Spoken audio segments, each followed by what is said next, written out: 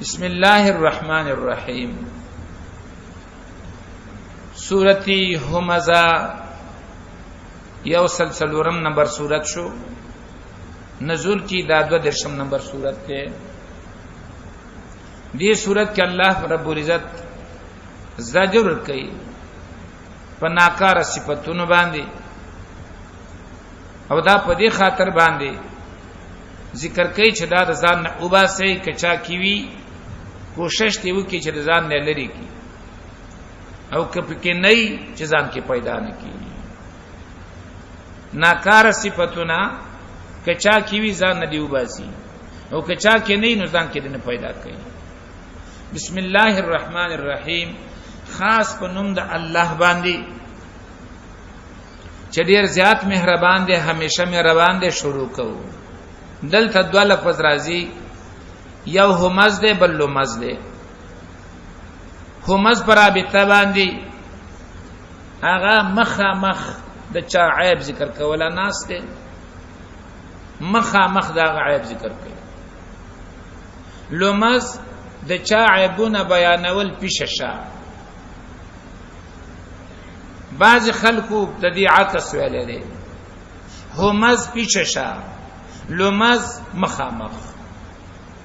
چا ویل دی هما واحدون همز او لمز یو معنا ده. عیب لګول په چا باندې که مخامخ وي که پیشه شاوي. لیکن څلورمه توجیه چې چا کړی ده هغه فرق کوي. هغه وی همز دا په لاس باندې په جبه باندې په سترګو باندې همز په سترګو او په جبه باندې سترګه کو نه کوي چاپ شي داسي او دارنګي په جبه د چا عیب بیانې او لومز په لاس باندې چاته اشاره کول دا نو دا فرق چا کړی دی. الله فرمای ویل هلاکت تبایدا لكل همزه د پار د هر عیب وینکی مخامخ یا پیششا. لمز ہر عیب ان کے پیششا یا مخامخ. وہ یاد دوارو یو مطلب دی یا عیب بیانون کے او عیب لگون کے دسترگو پہ اشارہ باندھی او پہ جبہ باندھی او لمز عیب لگون کے پلاس باندھی. الذي جمع مالا وعددا آغا همز لمز جمع مالا چې مال جمع کولو نرستو وعدده وشمار دی شمار کی بلا مزه راځي او به د خلکو مختلفی طریقې ذکرې څوک د شماري څوک د شماري صرف د مزي اخستو د پاره وعدده به وشمار د پیسو په شمارلو کې ولا خوان راځي. خوان یحسب ان ماله اخلده ګمان دای چې د مال با د همیشه وساتي په دنیا باندې د مال با د همیشه وساتي په دنیا باندې. کلا الله فرمایي دا کې دی نشي چې ته دې په دنیا همیشه پاتې شي.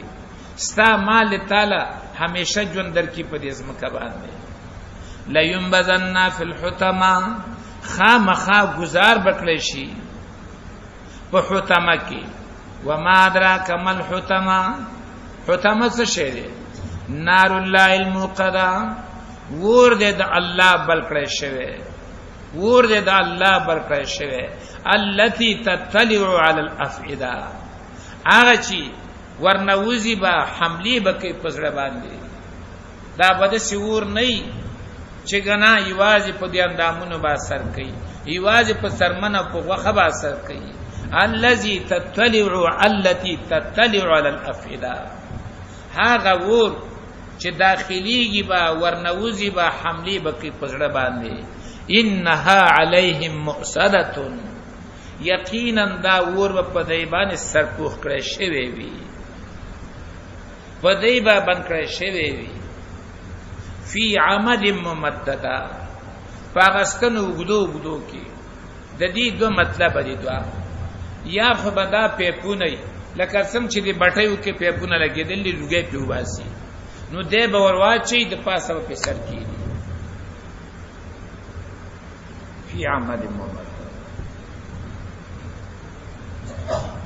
دا چې دنیا کې یو سړی اعمال نه کوي الله طرف ته توجه نه کوي صرف دنیاي مقصد ګرځولې دا دې ته سوچو کې چې دې ته ټینګېدې شو چې دا ګرم پی په ور کې او پیپ هم د ور نه جوړ شوی او به یې ورواچو د پاسه په سرم کېږي